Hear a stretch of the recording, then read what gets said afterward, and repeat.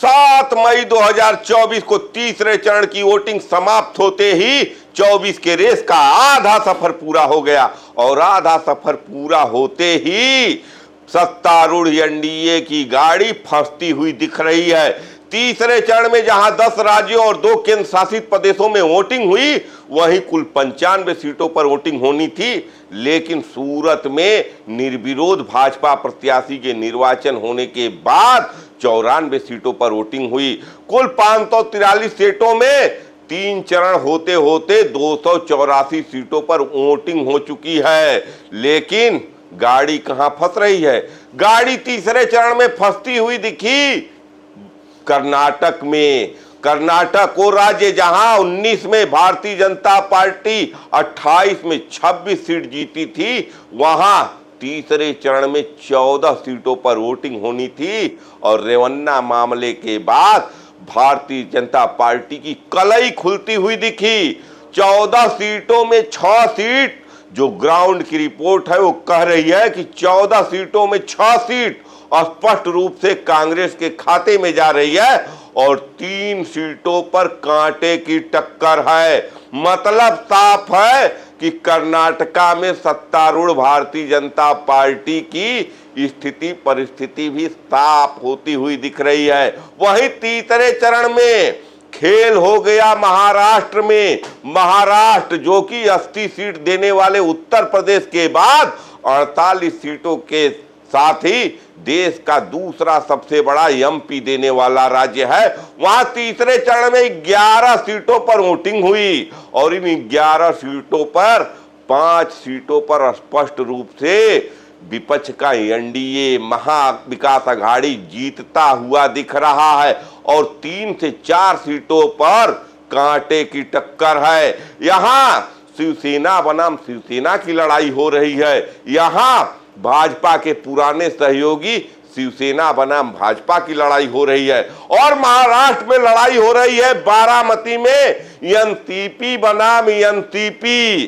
तो बड़ी ही मजेदार परिस्थिति महाराष्ट्र में हो गई है और कहीं न कहीं एनडीए के मंसूबों का पलीदा महाराष्ट्र में भी लग रहा है।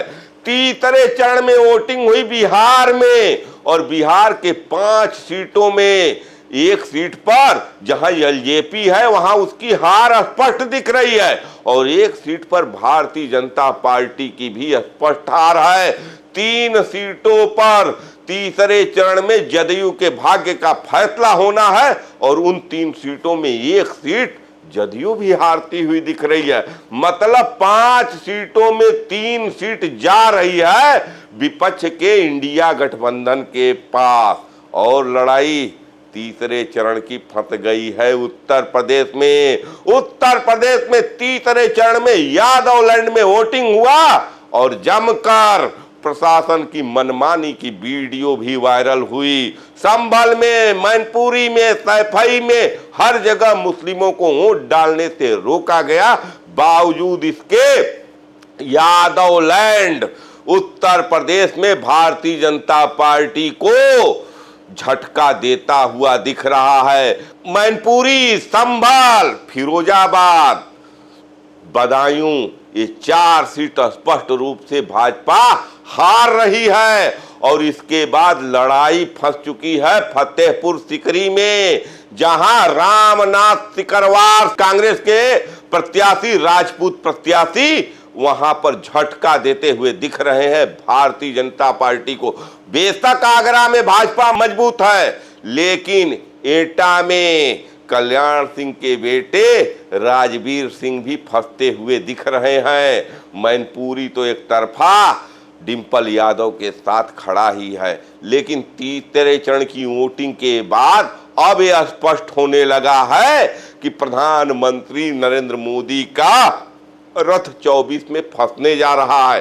अरे मैं नहीं कह रहा हूं, ये जमीन से जो आंकड़े आ रहे हैं वो कह रहे हैं और इन आंकड़ों के पक्ष में सबूत दे रहा है प्रधानमंत्री नरेंद्र मोदी का बयान भी।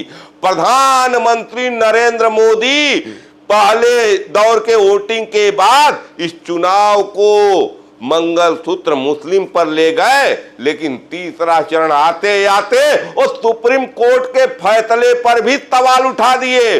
वो स्पष्ट कह रहे हैं कि जिस राम मंदिर का निर्माण सुप्रीम कोर्ट के आदेश से हुआ है, कांग्रेस की सरकार आएगी तो उस राम मंदिर को कांग्रेस की सरकार एक बार फिर बाबरी मस्जिद बनाएगी, बाबरी मस्जिद का ताला लगाएगी। तो ये जो बयान आ रहे हैं प्रधानमंत्री के, ये स्पष्ट संदेश दे रहे हैं कि ग्राउंड से उनको फीडबैक बढ़िया नहीं मिल रहा है।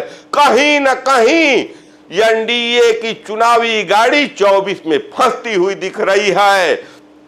कर्नाटका में चुनाव पूरा संपन्न हो चुका है और तीसरे चरण में ही पूरे के पूरे सीट गुजरात में भी चुनाव हुए।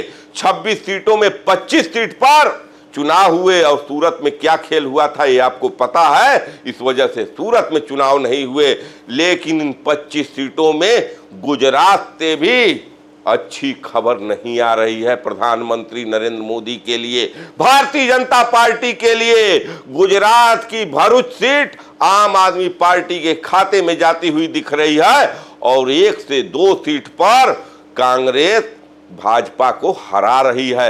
मतलब साफ है कि अगर गुजरात में 2 से 3 सीटों का अगर झटका लग जाता है भाजपा को, तो ये समझ लीजिए कि अगर गुजरात में झटका लग गया तो उत्तर प्रदेश, बिहार, बंगाल, महाराष्ट्र, कर्नाटक, इन सब राज्यों में तो खेला होगा ही। कहीं न कहीं ये चुनाव की जो गाड़ी थी, जिसको भारतीय जनता पार्टी पलटकर मुद्दों से भटकाकर हिंदू मुस्लिम पर लाना चाहती है, लेकिन देश की विपक्षी पार्टी भले ही भाजपा के खिलाफ मुद्दों को नहीं उठा पा रही है, लेकिन देश की जनता विपक्ष की भूमिका निभाते हुए अपने मुद्दे पर वोटिंग कर रही है। देश की जनता महंगाई पर वोटिंग कर रही है, देश की जनता बेरोजगारी पर वोटिंग कर रही है और देश की जनता ये वोटिंग कर रही है सामाजिक ध्रुवीकरण और सामाजिक ताने बाने को बिगाड़ने वालों के खिलाफ। तो जिस ढंग से देश की जनता विपक्ष की भूमिका निभा रही है, वहां कांग्रेस पर मोदी जी आरोप लगा ले, समाजवादी पार्टी पर आरोप लगा ले, ममता बनर्जी पर आरोप लगा ले, तुष्टीकरण का आरोप लगा ले, लेकिन जनता पर आरोप नहीं लगा सकते हैं। और ये जनता कहीं न कहीं तीसरे चरण की वोटिंग के बाद स्पष्ट रूप से फैसला दे चुकी है और कह रही है कि हम आगे भी ऐसे चलेंगे और 7 चरण होते होते भारतीय जनता पार्टी के मंसूबों को साफ कर देंगे। देखना बहुत ही दिलचस्प होगा कि क्या वाकई चुनाव इसी पैटर्न पर चलेगा या भारतीय जनता पार्टी के चाणक्य रणनीतिकार इस चुनाव की दिशा और दशा को बदलेंगे और अगले 4 चरण में कोई खेल करेंगे, कोई बड़ा खेल करेंगे, जिससे 24 में एनडीए की सत्ता बरकरार रहे, एनडीए की सीटों की संख्या 275 को पार कर जाए।